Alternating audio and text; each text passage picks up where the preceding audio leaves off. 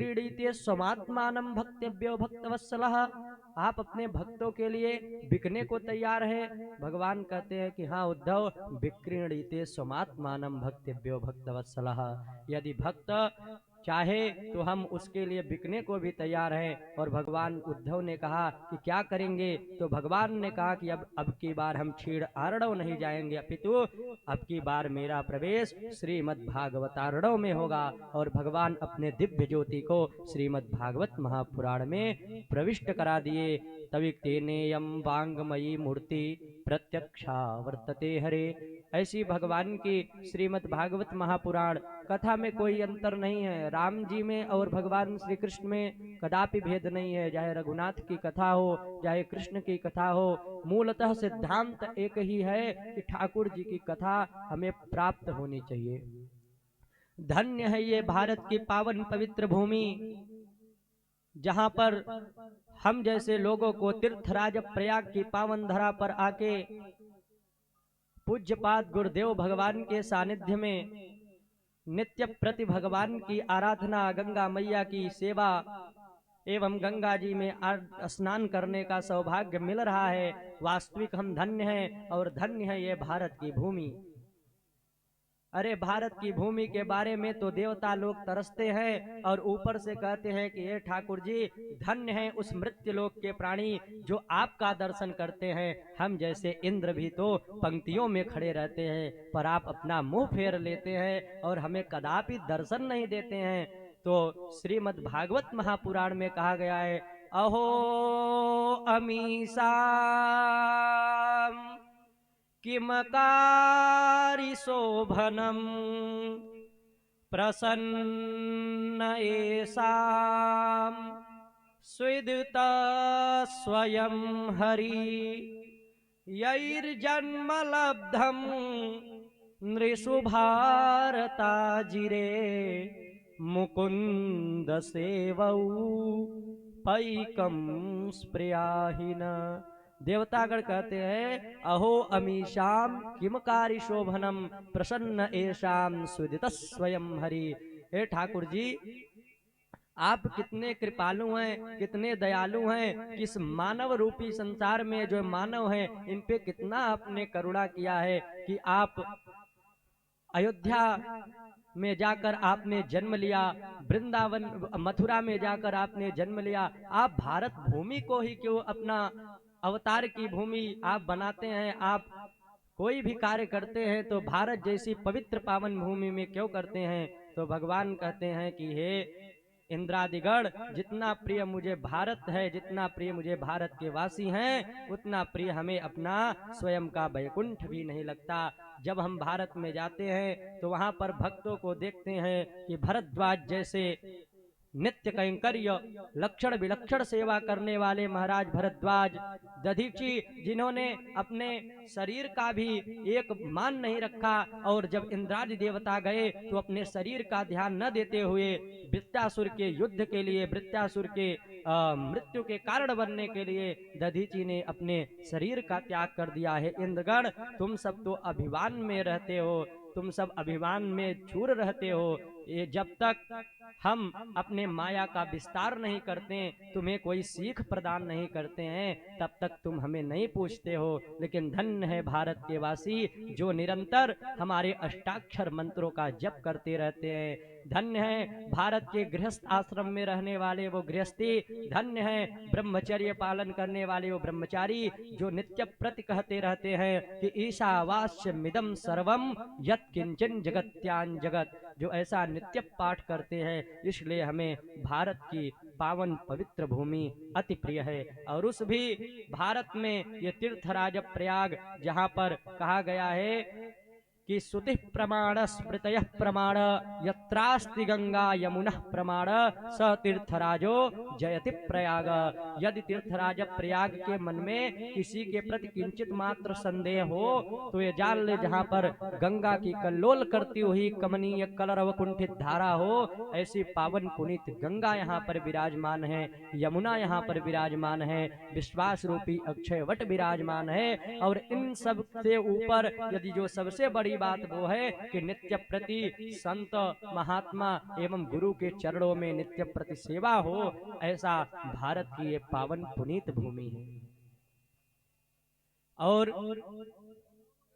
कथा व्यथा का हरण करती है, लेकिन कथा उन्हीं के हृदय में उतरती है जिनके जन्म जन्मांतर का पुण्य उदय होता है। भागवत में कहा गया है कि जन्मांतरे भवेत पुण्यम तदा भागवतम लभेत। जिनके जीवन में जब जान लीजिए कि आपको क्षणिक मात्र संतों का संग करने का सौभाग्य प्राप्त हुआ है और भगवान श्री रघुनाथ की कथा श्रवण करने का सौभाग्य प्राप्त हुआ है, तो समझ जाना कि जन्मांतरे भवेत पुण्यम, मेरे जन्म जन्मांतर का पुण्य उदय हो गया है। आप क्षणिक मात्र भी यदि ये सोचे कि हमारा समय हम जप कर रहे हैं, तप कर रहे हैं, दान कर रहे हैं, तो ठीक है, दान करना, जप तप करना, लेकिन कथा भी यदि आपके चित्त में होगी तो आपका, जब कथा आपके अंतःकरण में विराजमान होगी तो आपका मन और चित्त एकाग्र होगा, और जब आपका मन और चित्त एकाग्र होगा तभी आपका जप और तप में नियम होगा और जप तप में आपका मन लगेगा। लोग कहते हैं कि हमारी समाधि की अवस्था है, हम ध्यान लगा लेंगे। महाराज, पतंजलि जी के अष्टांग योग विधि में ध्यान, धारणा, समाधि, समाधि तो अंतिम गति है। यम नियम प्राणायाम प्रत्याहार, ध्यान, धारणा, तब समाधि। कहीं जाके समाधि अंतिम अवस्था में पहले आपका यम शुद्ध हो, यम के ऊपर नियम हो, यम नियम, फिर आपका प्राणायाम लगाने की जो विधि है वो एकाग्र हो, यम नियम प्राणायाम प्रत्याहार, तब आप भगवान का ध्यान करें। जब आपके भगवान के अंदर ध्यान होगा तब आपकी धारणा होगी, और जब ध्यान धारणा होगा तब जाके आपकी समाधि की अवस्था आएगी, और जब आपकी समाधि की अवस्था आएगी तभी आपको परमात्मा प्राप्त हो सकता है। पहली सीढ़ी समाधि की नहीं है, समाधि की जो सीढ़ी है वो अंतिम सीढ़ी है।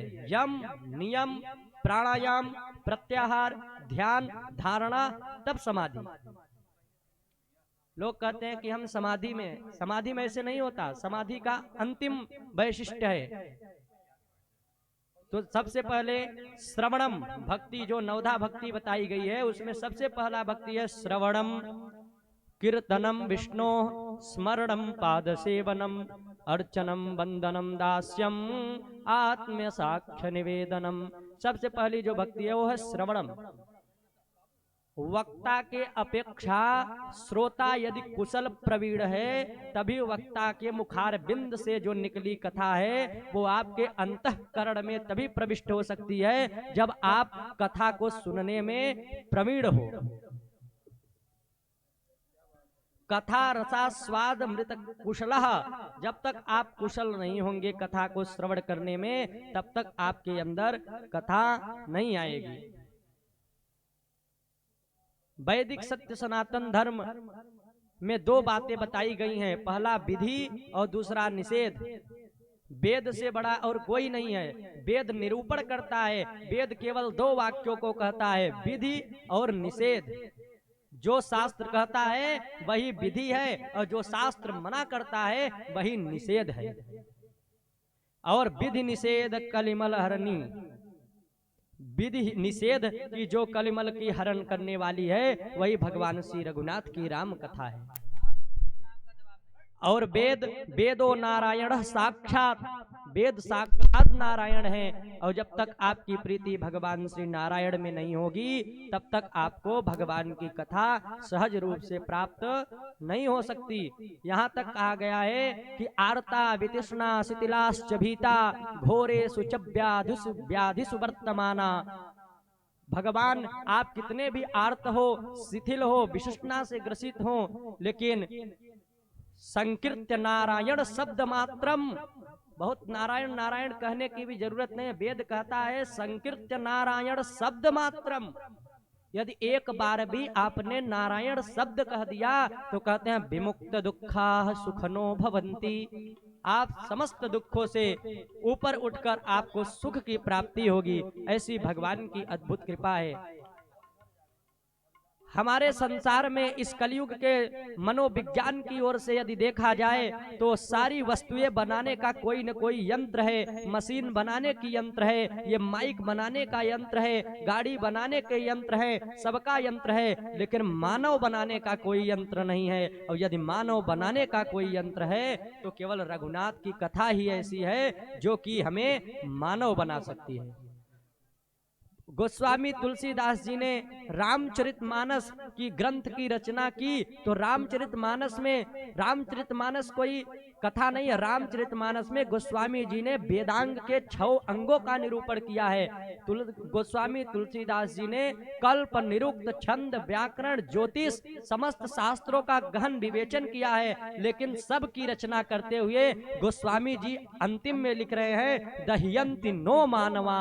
इसको पढ़ने से मानव मानव बन सकता है। ऐसी अद्भुत श्री राम जी की कथा है।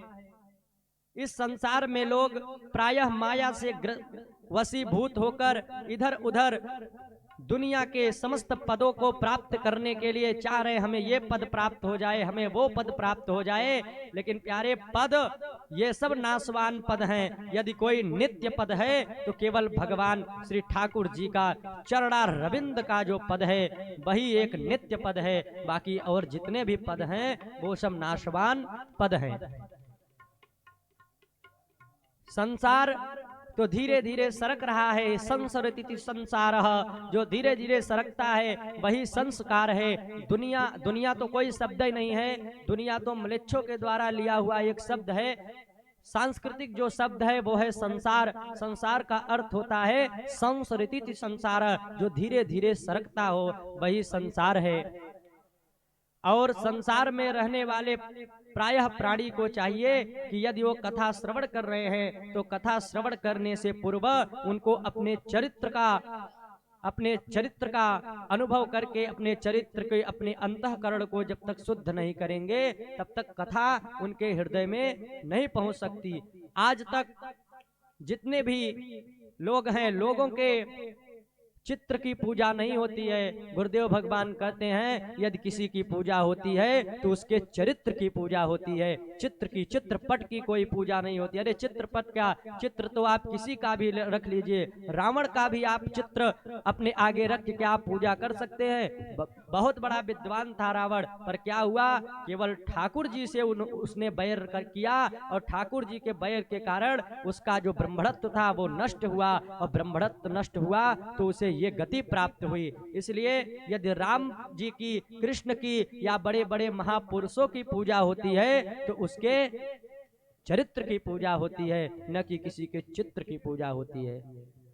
एक विशेष बात अवश्य ध्यान दीजिए, यदि आप भगवान के निज निकट आप जाना चाह रहे हैं और आपको कोई मार्ग में अवरोधक बन रहा हो कि नहीं आप भगवान के मार्ग को छोड़कर, जिस प्रकार अभी इस कलिकाल में चल रहा है कि वैदिक सनातन धर्म पे अनेक आक्षेप लगाए जा रहे हैं कि वैदिक सनातन धर्म ऐसा नहीं है, जबकि सनातन ही तो धर्म है, बाकी और सब पंथ है। सनातन प्राचीन है क्योंकि हमारे भगवान साक्षात नारायण का एक नाम है सनातन। विष्णु सहस्त्र नाम में आप पढ़ना, उसमें लिखा गया है सनातन तमः कपिलः कपिरप्पयः। भगवान साक्षात सनातन है। और ऐसे सनातन धर्म, सनातन का अर्थ होता है प्राचीन, इससे पुराना और कोई धर्म नहीं है सनातन धर्म। और इस सनातन धर्म से यदि कोई आपको विमुख कर रहा हो, या फिर वो चाहे गुरु हो या फिर माता पिता हो, उसको भी त्याग देना चाहिए। गोस्वामी तुलसीदास जी अपने कवितावली में कहते हैं कि जाके प्रिय न राम वैदेही तजिए ताहि कोटि बैरी सम यद्यपि परम स्नेही। यदि आपका कितना भी परम हो आप उसका त्याग कर दीजिए। इसी के साथ हम अपने वाणी को विराम देंगे। कुछ क्षणों में पूज्यपाद गुरुदेव भगवान मंच पर मंचासीन होंगे और भगवान गुरुदेव अपने मुखारविंद से हम सभी लोगों को भगवान श्री रघुनाथ की दिव्यमयी कथा को श्रवण लाभ प्राप्त कराएंगे। जय जय श्रीमन्नारायण, जय जय श्री सीताराम। बोलो तीर्थराज प्रयाग की जय, बेड़ी माधव भगवान की जय, पूज्यपाद गुरुदेव भगवान की जय। हरि ओम तत्सत। श्री राधे।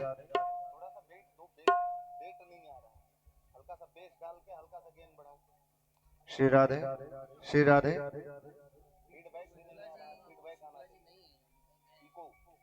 हले हले चेक चेक।